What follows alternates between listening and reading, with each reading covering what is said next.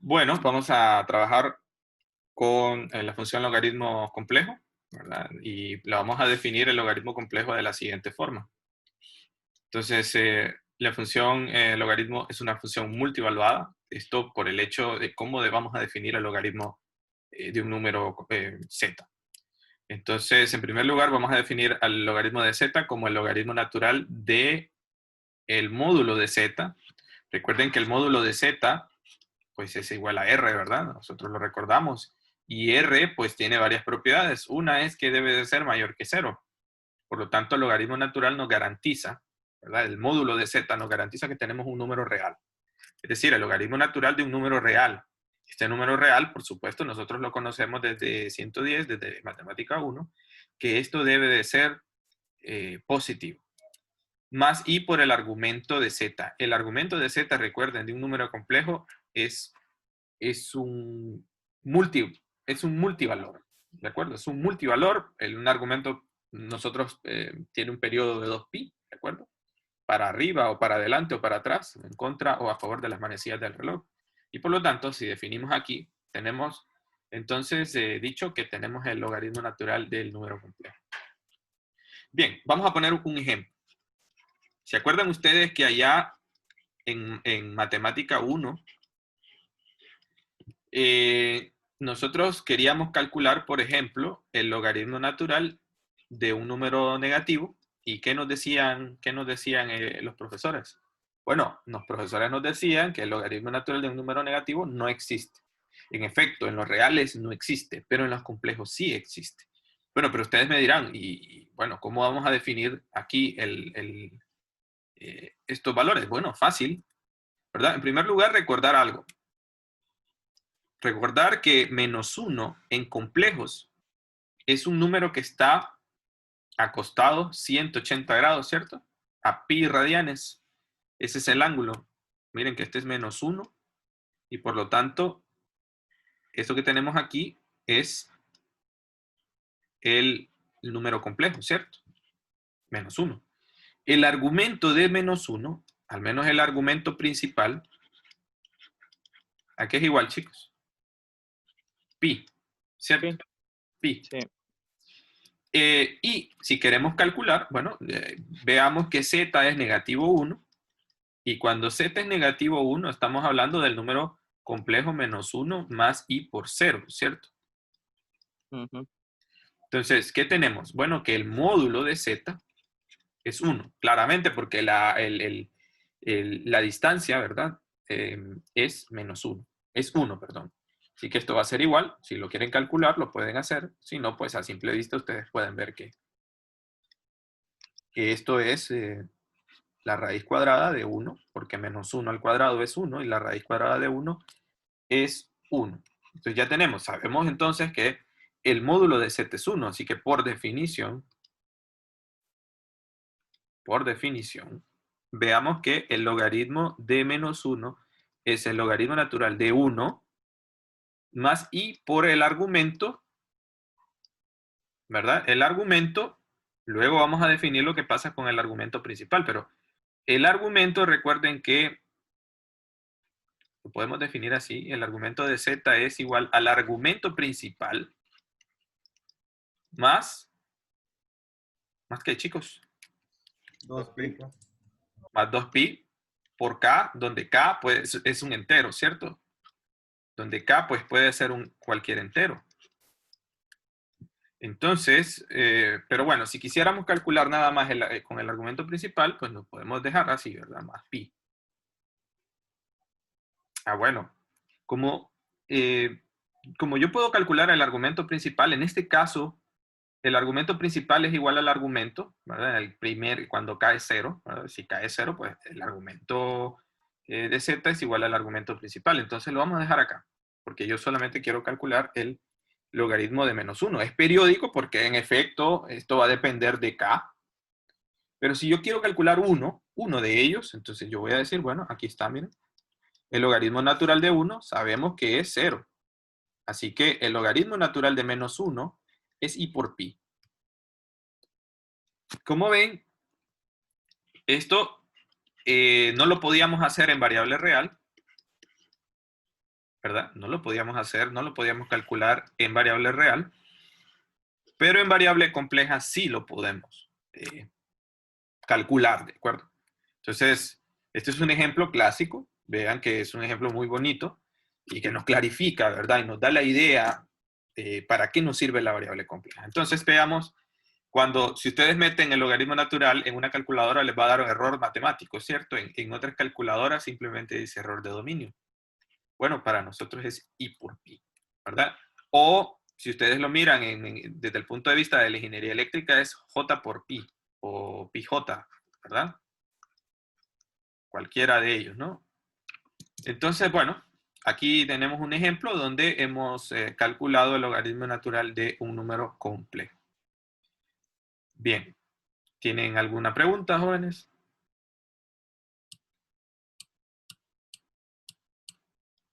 Muy bien. Entonces vean que en este ejemplo lo que vamos a hacer es encontrar ese número W u omega tal que E a la W sea igual a I. Bueno, en forma general lo que vamos a tener entonces es una ecuación de esta forma. Una ecuación donde un número Z cumple que Z es igual a E a la W. Entonces, en primer lugar, ver que Z es I, claramente. Y bueno, como tenemos que Z es I, entonces tenemos que el argumento principal es, ¿cuál es, chicos? El argumento Pi principal. medio. Pi medio, muy bien, ¿verdad? Esta es I. Y el argumento principal es pi medios, ¿verdad? No hace falta hacer mucho para anotar. ¿Y a qué sería igual el módulo? A 1. 1 también, ¿verdad? Que sería la longitud del número complejo. ¿De acuerdo? Entonces vean que este W, lo que vamos a conseguir es que W sea igual al logaritmo natural de Z, ¿verdad? De Z, del módulo de Z, más I por el argumento principal, perdón, el argumento de Z. Entonces, esta es la forma en que vamos a relacionar, porque yo lo que quiero encontrar es el número W, ¿verdad? Entonces, esto lo pueden ver ustedes en la página siguiente. Vamos a ver. Miren, recordar, si esto es E a la W, que es igual a Z, entonces, ¿cómo vamos a encontrar el número W? Bueno, el número W va a ser igual entonces al logaritmo natural de Z, ¿verdad? Y el logaritmo natural de Z entonces es logaritmo natural del módulo de Z más I por el argumento de Z. ¿Cierto, chicos? A ver. Sí. Recuerden que estas relaciones están hechas, están intrínsecamente relacionadas, ¿no? Así que bueno, aquí lo que tenemos entonces es, por lo tanto, lo que necesitamos calcular es el logaritmo natural de I, ¿cierto? El logaritmo natural de I. ¿Por qué? Porque Z es I, ¿cierto? Porque Z es igual a I. Entonces, W va a ser igual al logaritmo natural de 1 más I por el argumento de Z. Pero, ¿quién es el argumento de Z? Bueno, es igual a pi medios más 2pi por K. Donde K, pues, puede ser cualquier entero. Entonces, logaritmo natural de 1, sabemos que es 0, por lo tanto, omega no puede ser más que I por pi entre 2 más 2pi por K. Donde K es el número entero. Por lo tanto, ya tenemos la solución de la ecuación. ¿De acuerdo? En resumen, entonces, lo que hay que hacer es lo siguiente. Si tenemos una ecuación de esta forma, E a la W igual a un número Z, bueno, sabemos que W entonces es igual al logaritmo natural de Z. Entonces aquí el truco está en identificar quién es I, calcular, ¿verdad? Por definición, el valor del logaritmo natural que queremos, ¿verdad? En este caso el logaritmo natural de z, que no es más que W. Y por lo tanto, el logaritmo natural de z, en nuestro caso particular, bueno, en este caso el logaritmo natural del módulo de z es 1 más i por el argumento de z. Pero el argumento de z, recuerden que es una función multivaluada. Por lo tanto, nuestro valor de omega es este. Bien, no sé si tienen alguna pregunta. Bueno, en este ejemplo, otra vez vamos a tener una ecuación exponencial. Recuerden que las ecuaciones exponenciales están relacionadas directamente con los logaritmos. Así que, de forma genérica, lo que tenemos es e a la w igual a z. Esto es cierto si y solo si w es igual al logaritmo de z. Entonces, noten que z es 1 más i. Si vemos 1 más i, lo que tenemos es algo así. Esto es 1 más i. ¿Cuál sería el argumento principal, chicos? Pi cuarto. Pi cuarto, correcto.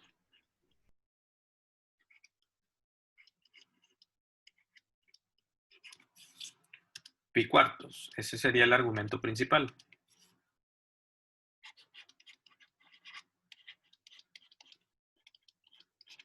Teta le llamamos a veces, ¿cierto? Teta. Entonces recuerden que este es el ángulo. Lo pueden calcular ustedes usando una tangente inversa. Está en el primer cuadrante, así que no hay ningún problema. Ahora vamos a calcular el módulo. El módulo de z es igual a la raíz cuadrada de 1 al cuadrado más 1 al cuadrado, es decir, raíz de 2, ¿cierto? Que es, recuerden, la longitud del complejo. También lo relacionamos con R, ¿cierto? Bueno, ya está. Logaritmo natural, W u omega es igual al logaritmo natural de raíz de 2 más i por el argumento principal. El argumento principal es pi cuartos más 2pi por k.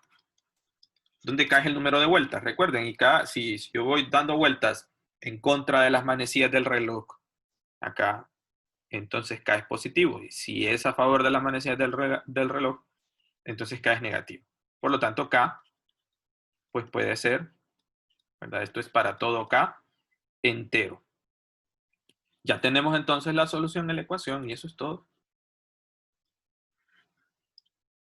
Ya está, chicos. Es ¿Ok? correcto, o bueno, debería ser así que en el argumento escribamos el pi cuarto más 2πk porque estamos encontrando varias soluciones o las posibles soluciones para la ecuación, ¿verdad? Todas las soluciones para la Ah, misma sí, ecuación. todas las soluciones. Sí, claro. Todas. Bueno. Si tienen alguna otra pregunta o comentario. No, yo no. Bueno, este teorema, chicos, lo que nos dice es que si consideramos la rama principal del logaritmo natural, del logaritmo complejo, recuerden que cuando estamos hablando de ramas principales, estamos hablando cuando solo consideramos el argumento principal de la función multivaluada. Así que en este caso estamos transformando nuestra f de z genérica, porque recuerden que esta es una función que tiene múltiples valores. Estamos considerando nada más uno de ellos, ¿verdad? Cuando θ es igual al argumento, quiere decir que k es 0, ¿verdad? En el caso de que k sea 0. Y lo estamos definiendo entonces como una función polar. Tomar en cuenta esto, ¿verdad? ¿Por qué? Bueno, porque decimos que el módulo de z es r y que el argumento principal es θ. ¿De acuerdo? Esto, recuerden que la función logaritmo natural se puede calcular si consideramos, si tenemos en cuenta el módulo, el r, y el argumento principal. Con esto es suficiente para nosotros considerar nada más la parte principal. Esta, vamos a decir, este teorema nos dice que es una función analítica y su derivada está dada por f' igual a 1 sobre z, es análoga al caso real. ¿De acuerdo? Bueno, recordar algunas cosas. Aquí está F1 de Z, ¿verdad? Vamos a encontrarla, vamos a solucionar esto. F1 de Z es igual a la función logaritmo natural de R más I por teta. Entonces, noten ustedes que esto que está aquí, va.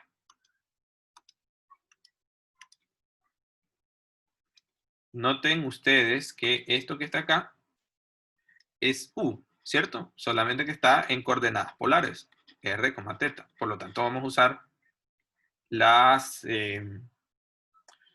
usar las ecuaciones Cauchy-Riemann en coordenadas polares. Y esta también viene dada en su forma polar.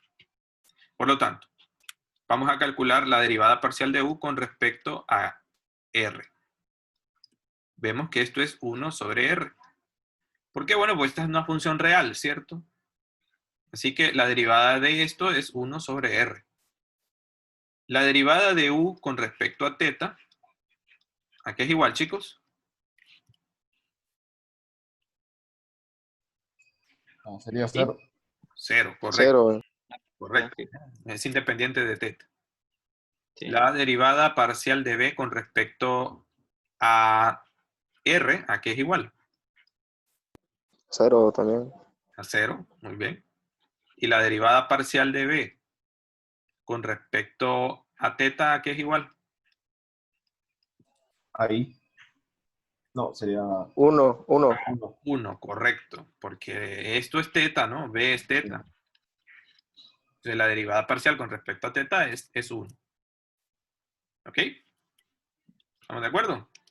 Entonces, recordemos algo. Recordemos que una de las ecuaciones de Cauchy-Riemann dice que la derivada parcial en coordenadas polares, ¿verdad? Parcial de U con respecto a teta, yo lo recuerdo así, ¿no?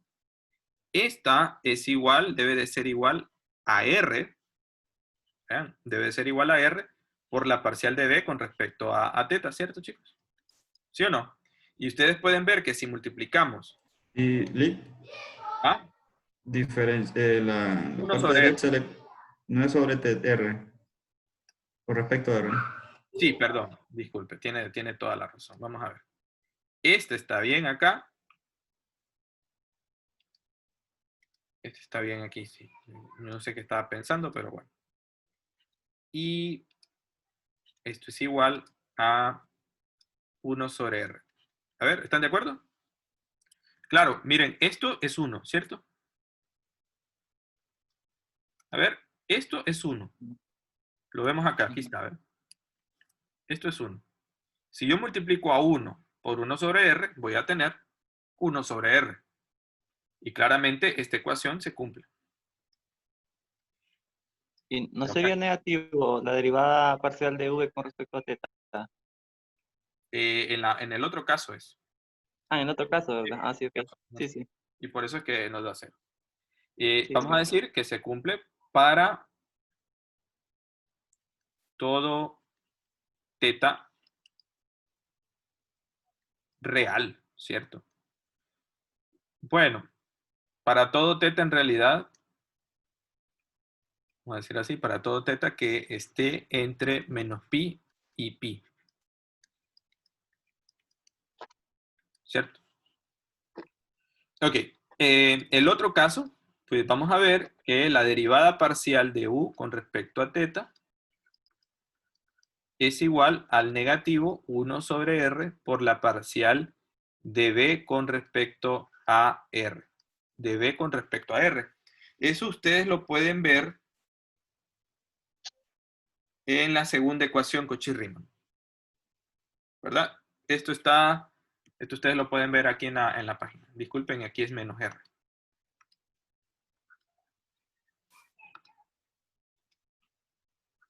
¿Verdad? Es menos r. Entonces, vean, esto también se cumple, ¿verdad? Para todos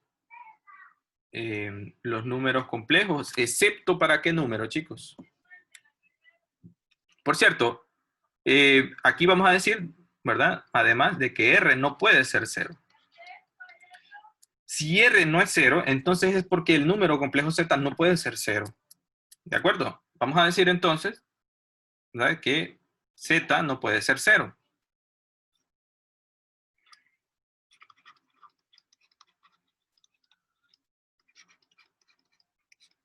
Claro, aquí sí no hay para dónde, ¿no? Recuerden que esto que está acá es el logaritmo natural de Z, esto que está aquí en este lado, y por lo tanto el logaritmo natural de Z no acepta que Z sea 0. ¿De acuerdo? Esto por las mismas definiciones de logaritmo allá en variable real. Bien. ¿Qué les parece esto, chicos?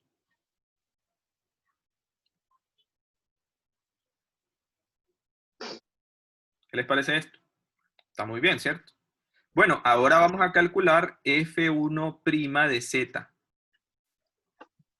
Bien, ¿cómo lo vamos a calcular? Bueno, recuerden que hay una fórmula, hay una ecuación que nos dice que podemos calcular la derivada en su forma polar, que es e a la negativo teta por la parcial de u con respecto a r más i por la parcial de b con respecto a r. Esta es una forma, ¿cierto? Hay dos formas, recuerden. Así que aquí solamente vamos a sustituir. Miren, esto es e a la negativo y teta. La parcial de u con respecto a r es 1 sobre r más i. La parcial de b con respecto a r es 0, ¿verdad, chicos? 0. Entonces vean que tenemos e a la negativo y teta sobre r. Y esto lo puedo escribir como 1 sobre r por e a la i teta. ¿Y quién es r a la i teta, jóvenes? Eta. Z. Z, entonces esto es igual a 1 sobre z. Por lo tanto, vean que z no puede ser 0. Y ya está, hemos demostrado entonces que la derivada de la función rama principal del logaritmo complejo es 1 sobre z, como no puede ser de otra forma. Bueno, hoy vamos a ver las funciones trigonométricas. Y en primer lugar, pues vamos a definir algunas que salen a partir de la fórmula de Euler. Sabemos de la función exponencial que por la fórmula de Euler podemos escribir que e a la ix, en manera particular, donde x es un número real, podemos definirlo como el coseno de x más i por el seno de x. ¿Verdad? También podemos definir al conjugado e a la negativo y x, ¿verdad? Si ustedes quieren lo pueden ver, lo vamos a hacer una vez para que vean que esto se puede escribir como e a la negativo i, perdón, e a la i por negativo x. Y esto entonces, si usamos la fórmula de Euler, va a ser igual al coseno de negativo x más i por el seno de negativo x. Pero ustedes saben que la función coseno es una función par. Así que esto es igual al coseno de x. Pero sabemos que la función seno es una función impar. Así que esto es igual a, esto es negativo seno de x. Así que vean que hay una relación. Este es el conjugado, ¿verdad? Este es el conjugado de este. Ahora vamos a hacer algo. Vamos a sumar las dos. Fíjense bien, e a la ix. Y lo voy a sumar con e a la negativo ix. Entonces vamos a sumar este. Coseno de x. Más i seno de x.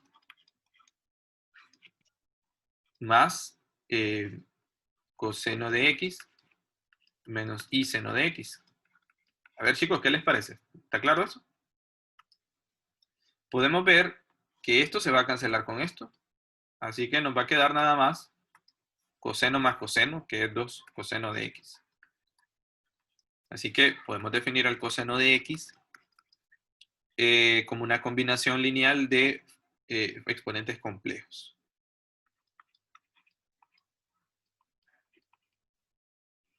¿Cierto, chicos? ¿Qué les parece? Sí. Y si restamos, bueno, si restamos e a la ix menos e a la menos ix, esto es igual a coseno de x más i seno de x menos coseno de x menos i seno de x. podemos ver que podemos cancelar este con este. Y este con esto nos va a quedar 2i por el seno de x. Así que si despejamos el seno de x, lo podemos escribir también como e a la ix menos e a la negativo ix entre 2i.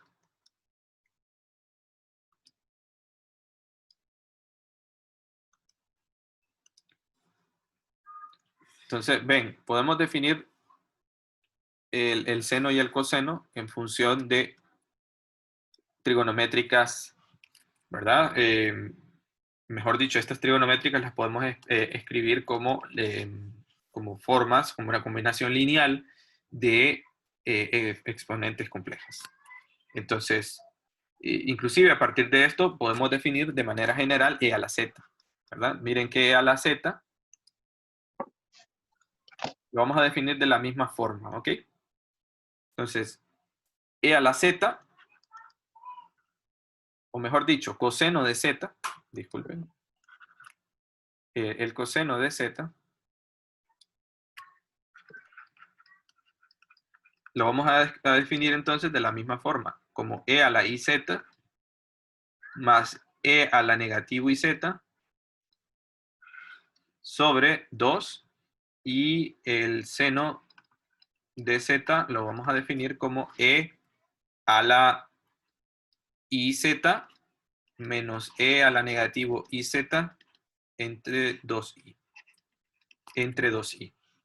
Podemos escribir estas ecuaciones de la forma, en su forma, polar, de la forma u más i por b.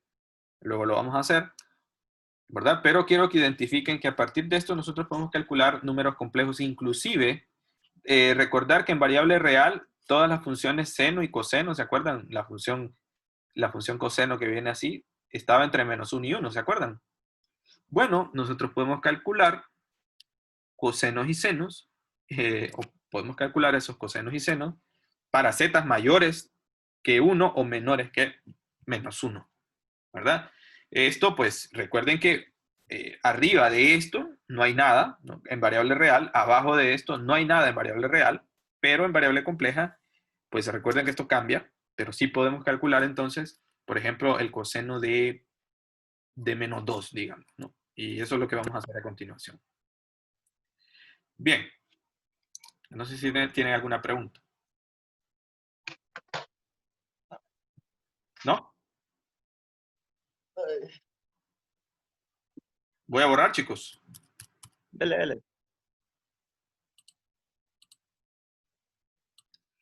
Bien. Bueno, hemos dicho que la función coseno la podemos escribir como esta combinación lineal. Y sabemos nosotros que e a la iz lo podemos escribir como e a la x más y más e a la negativo y por x más y. Recuerden que z es eso, dividido entre 2. Así que esto es igual a e a la ix por e a la, si multiplicamos y por y es menos 1, así que esto es menos y, más e a la negativo ix menos i por i, eso es negativo 1, por el negativo de afuera, eso es 1. Así que aquí vamos a tener e a la y dividido entre 2. Recordemos que esto, e a la ix es coseno de x más i seno de x por e a la menos y más coseno de x menos i seno de x por e a la y dividido entre 2, ¿cierto, chicos? Y esto es igual a e a la menos y coseno de x más i por e a la menos y seno de x más e a la y coseno de x menos i e a la y seno de x dividido entre 2. Ahora vean, vamos a hacer algo. Vamos a juntar las partes reales con las partes reales. Esta con esta. Nos va a quedar coseno de x, puedo sacarlo al factor común, y puedo escribir este e a la menos y con este e a la y de factor común, vean, y lo puedo reescribir así, e a la y más e a la menos y entre 2. ¿Cierto, chicos? Este 2, pues lo separé, ¿no? Más y por, puedo sacar de factor común, miren aquí, este seno de x, ¿y qué nos va a quedar? Nos va a quedar e a la menos y menos e a la y entre 2. ¿Cierto, chicos? Pero yo no sé si ustedes lo recuerdan, pero esto que está acá es el coseno hiperbólico. Esta combinación lineal. Así que esto que está acá es coseno de x, la función trigonométrica. Esto es coseno hiperbólico de y más i. Esto es seno de x. Pero esto que está aquí también se puede escribir en términos de coseno hiperbólico. Esto que está acá es negativo seno hiperbólico de y. Así pues, que la función coseno de z, miren qué bonito, esto es coseno de x por coseno hiperbólico de y, menos, o más, bueno, vamos a poner aquí, más i, por negativo seno de x, trigonométrica, por el seno hiperbólico de y. Si no lo recuerdan, pues pueden repasar esto, los cosenos y senos hiperbólicos. Entonces, vamos a hacer un ejemplo. ¿Qué pasa si yo quiero calcular el coseno de i? Con esta fórmula que está acá. Bueno, noten que x es 0. ¿Y que y? ¿Cuánto es y, chicos?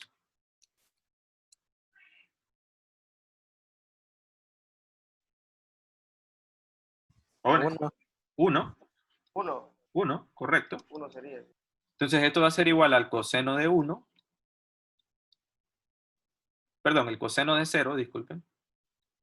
Por el coseno hiperbólico de 1 más i por negativo seno de 0. Ya sabemos que es 0. Por el seno hiperbólico de 1. Así que todo esto es 0. ¿Cierto? Noten entonces que el coseno de i es un número real. El coseno de 1 por el coseno hiperbólico de 1. Perdón, coseno de 0. Disculpen, acá cometí un error, ¿verdad? El coseno de 0 es 1, ¿cierto? Recuerden que aquí tengo coseno de 0, eso es 1.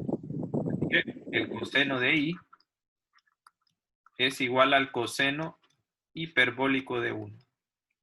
Y ya está, miren, es un número real el coseno de i. Bueno, ya hay cosas que ya no nos extrañan, ¿cierto? Porque recuerden que en el chip, ¿verdad? Partimos de la premisa que a partir de ciertas manipulaciones con números que no son reales, obtenemos números reales. Y vean que aquí tenemos el coseno de i, que es un número real. ¿Qué les parece?